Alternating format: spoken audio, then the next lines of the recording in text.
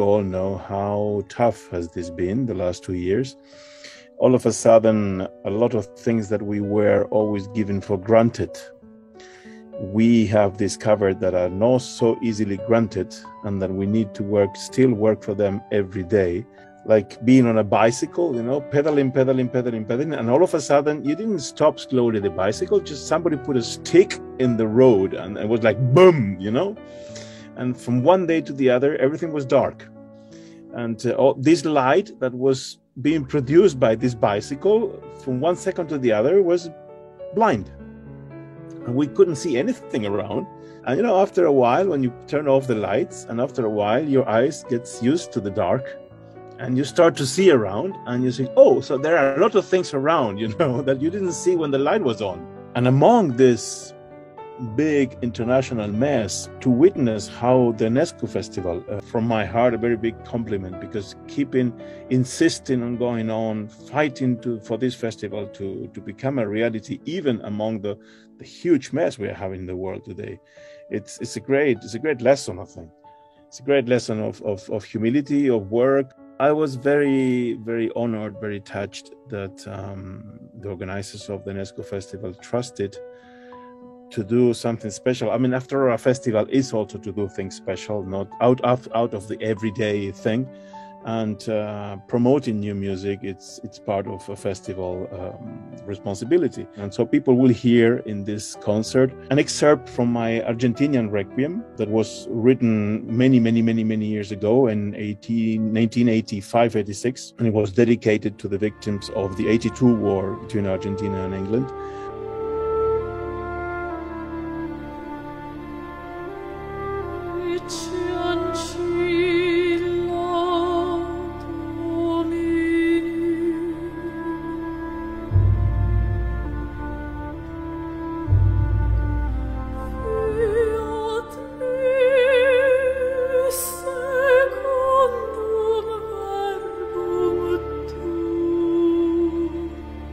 Then they will hear also my big oratorio, Ecce Homo, that was written in 88 and 89. So it's music written a long time ago.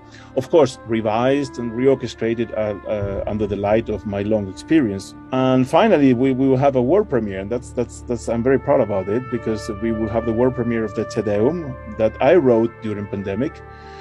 And I dedicated to the festival because it's the festival 25th anniversary. So it's a good reason to say Te Deum, Te Deum Laudamus. So to have a happy thing and to raise up and to say, hey, we are still here. We don't care the pandemic. We're going to fight. We're going to go on. And so it's a very symbolic situation for me.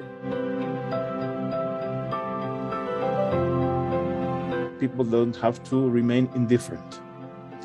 And that's the very big risk we have with contemporary music. And that's what happens to most colleagues who are suffering or depressed or angry because the system and the public and this and that. It's impossible to get to the core of a piece of music after one listening.